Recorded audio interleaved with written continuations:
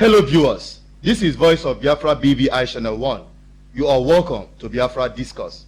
I am Asuzu Chinedu Peters.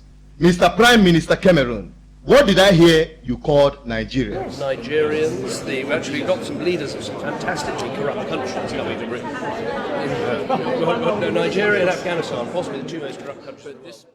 And to you, Mr. President, President Mohamed Buhari, what was your response to this? Mr. President, would you like to see an apology from the Prime Minister? No, not at all. Why not? Are you embarrassed by what he said? No, he wants his money back. Are you embarrassed by what he said?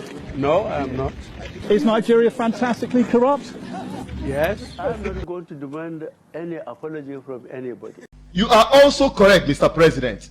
You would have been a big fool to expect an apology from the British. Don't forget, the British created Nigeria. The British are the owners and creator of Nigerian colonial contraption. They simply gave their colonial enclave a befitting name it deserves. The fantastically corrupt Nigeria is the legacy of the fantastically evil British Empire. To drive home this point, let's take a look at this countdown. Top 10 most evil empires in history. Number 10. Imperial Japan, 1868 to 1945. Number 9. The Spanish Empire, 1492 to 1892. Number 8. The Portuguese Empire, 1415 to 1999. Number 7. The Ottoman Empire, 1301 to 1922. Number 6. The French Empire, 1534 to 1980. Number 5.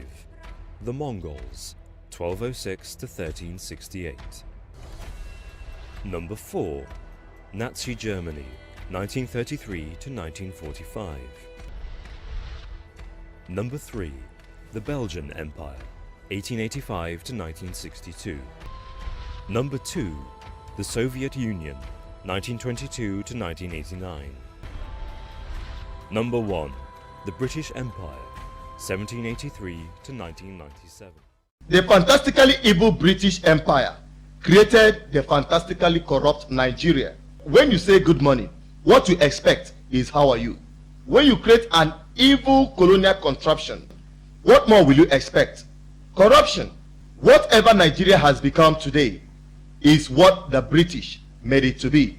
Before Britain brought their evil colonization to Africa, there was nothing like fantastically corrupt Nigeria.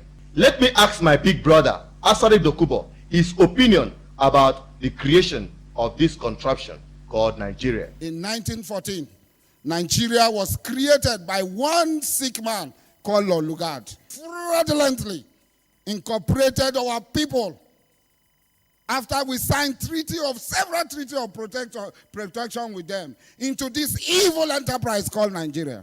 So, Mr. Prime Minister Cameroon, you are absolutely and fantastically correct to call Nigeria a fantastically corrupt country. What you're seeing right here on the screen is a tip on an iceberg of what Nigeria has become. The impunity happening in Nigeria today. The lists are endless. But let me start with the impunity going on in the Nigerian electoral process. The evil happening in Nigerian electoral process today was installed and initiated by the British colonial administration. Let's take a flashback.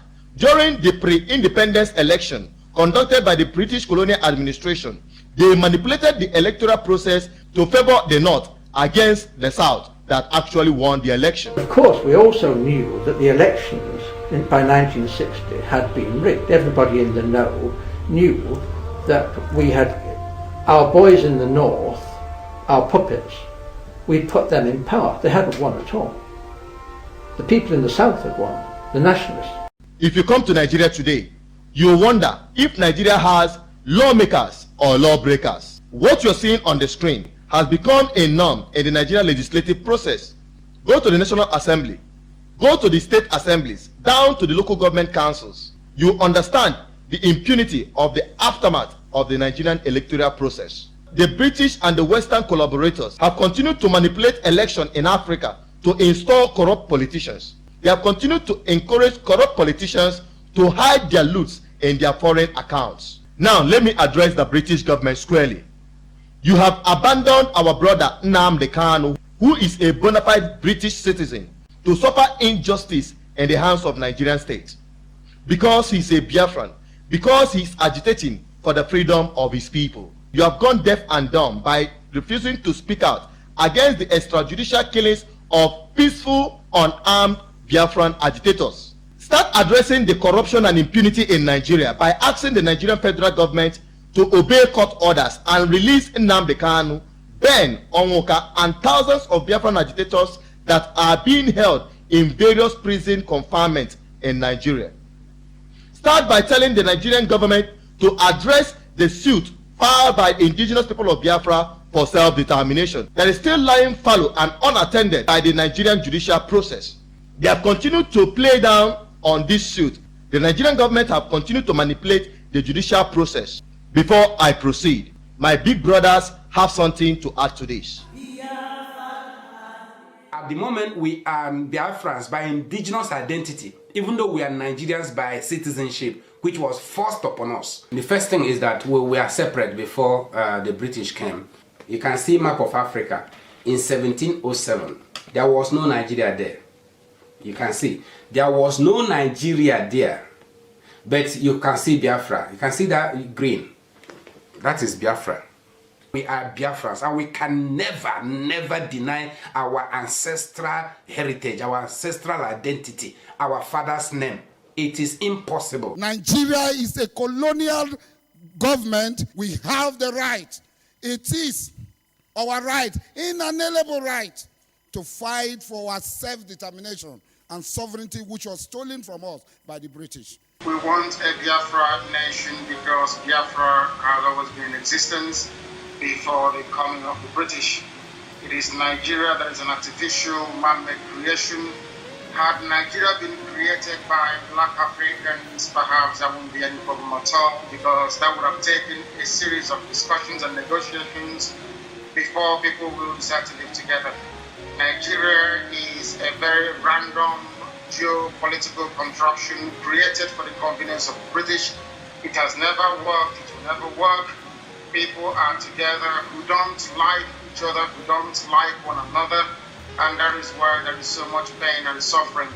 The only way to alleviate that pain and suffering is for everybody to go back to where they come from and decide in whatever manner, way, or process that they desire to be able to develop their own land.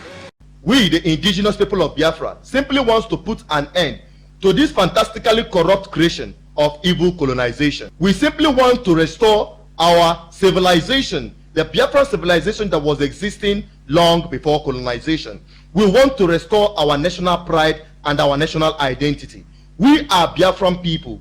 We are Indigenous People of Biafra.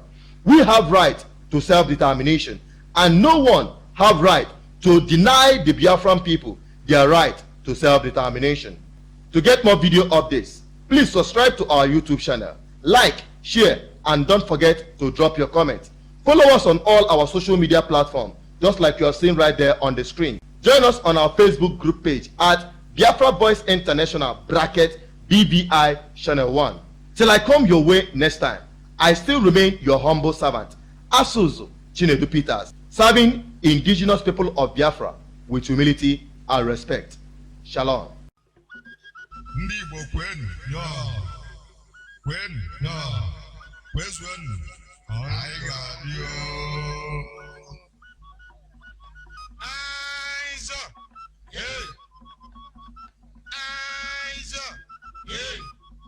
Is